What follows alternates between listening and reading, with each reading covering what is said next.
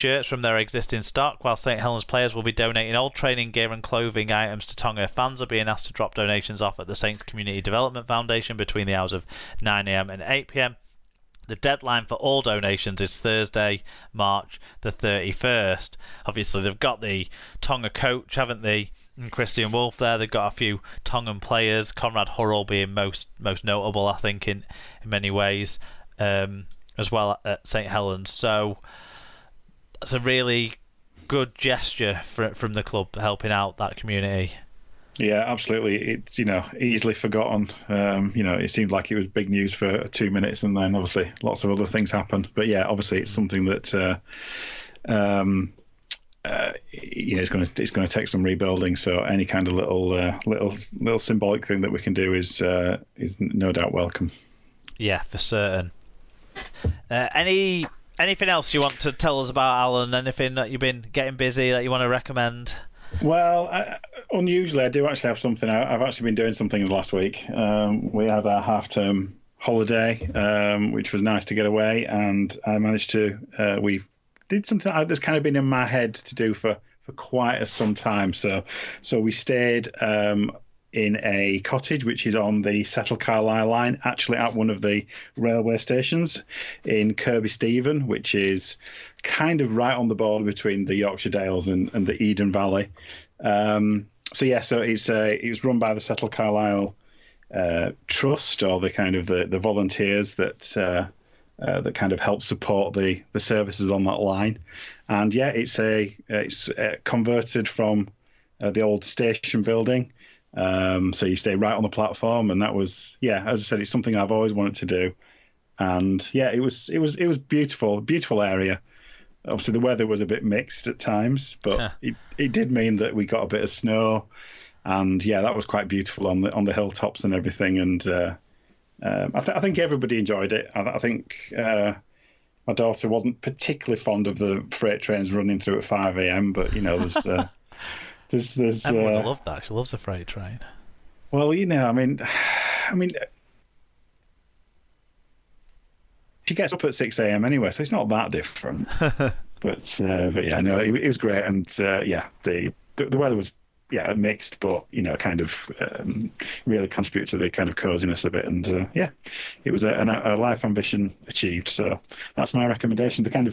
That line is spectacular. If you've never been on a train ride on that line, it's definitely something to do. And I don't need to talk about the Yorkshire Dales, but the Eden Valley is a lovely place as well. Kind of lovely walking around there and stuff. So yeah, it was a much needed break. What about you? We were rewarded with a steam train as well. Oh, we were. Yeah, there was a steam service came through on the Thursday we were there.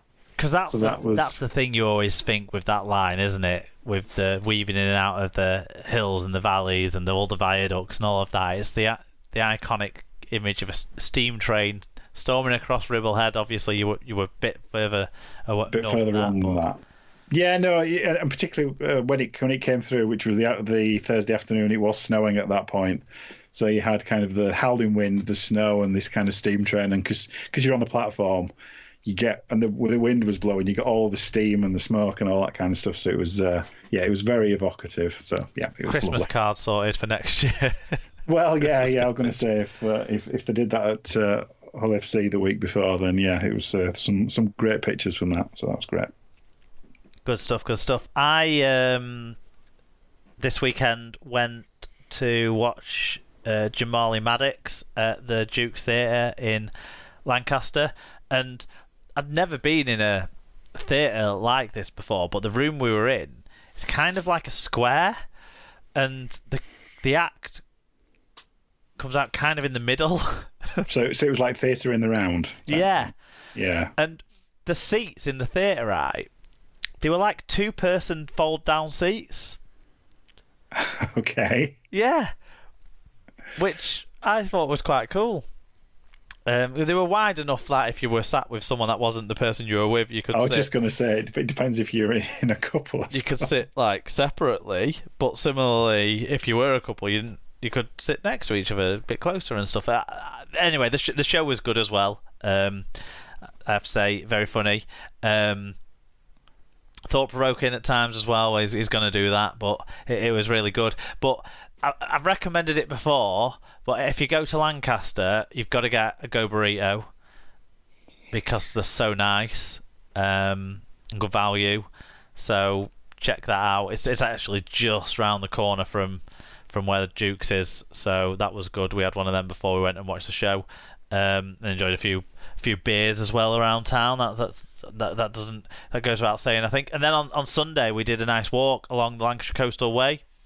So from Lancaster, so where the river comes into Lancaster, basically all the way out to where the estuary starts coming in. So all the way to Glasson Dock along the Lancashire Coastal Path. That was really good. You get a bit of river walking, a bit of looking across the estuary, lots of interesting things to see there. And then part of it's on a dismantled railway, so I always enjoy walking. I don't know why, but I find them fascinating. Dismantled railways. Just the way they cut through the terrain and all of that. And we rounded that off then with walking out from Glasson Dock along the canal on the Glasson branch to meet the Lancaster Canal at Galgate. So all the old school forms of travel were covered by us because we walked it. So what's I'm just looking on Instagram, and what's the Accidental Brewery? What's that? Oh, it's a microbrewery in Lancaster. Kind of, if you're leaving the city to go up towards Williamson Park, it's just there, just as you kind of just before you get to the canal, basically, leaving the city. It's a little microbrewery. That's quite nice, actually. Yeah, it's good. Very nice. The canal and beer adventures continue. They do continue. Yeah, that's right. We also had a beer in the White Cross, which anyone who's watched the third series of The Bay will recognise as where the police chief's son had his graduation celebration. So there you go. There's that too. Very nice. Yeah, but Lancaster's a good city to have a few beers in and a good city to get a burrito in. But the walk was really awesome. When we got to Glasson Dock, it's a popular meeting site at weekends for motorcyclists. Oh, right, okay. But just as we were setting off to go off down the canal, this massive three-wheeler pulled in, where it's kind of like the front bit just looks like a motorbike, and then it's got a massive seat behind it that like 2 or 3 people can sit on, like behind the rider, which I'd not seen anything like that in person before. That was cool. Yeah, I'm sure like people like Phil Naden who know all about this sort of stuff, like, yeah, it's this type of bike, and yeah, boring, but it'd be a trike of some sort. A trike of some sort, yeah.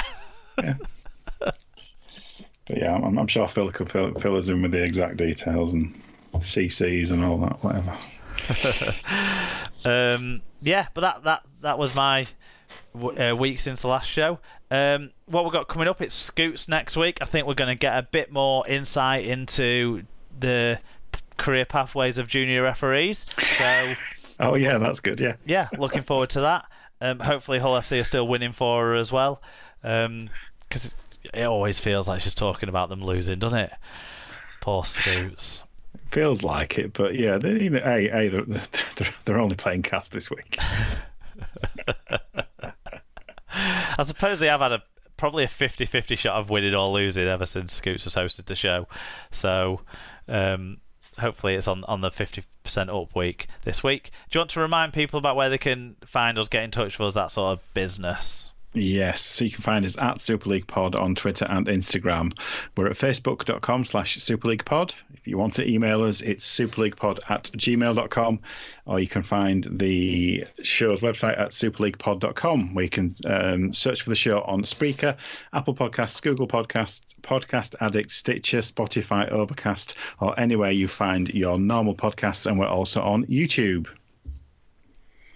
Yep. And a shout out to our friends before we say goodbye. Rob's Megastore. Enter SLP10 on checkout and get 10% off your order. Little Warden, vital alerts for hidden issues. Head to littlewarden.com to see what they can do for you. And Sarah's Bookcase. Sarah sells books with access to over 3,000 titles from baby to young adults. There's something for everyone. Find out more on the Sarah's Bookcase Facebook page, or get links to all three of our friends. We've got more friends than that, but they're our best friends. Extra special friends. Yeah, on superleaguepod.com in the episode blog post. That wraps it all up from the fan's eye view for another week in the world of rugby league. So I think all we need to say is see you next time and goodbye. See you later.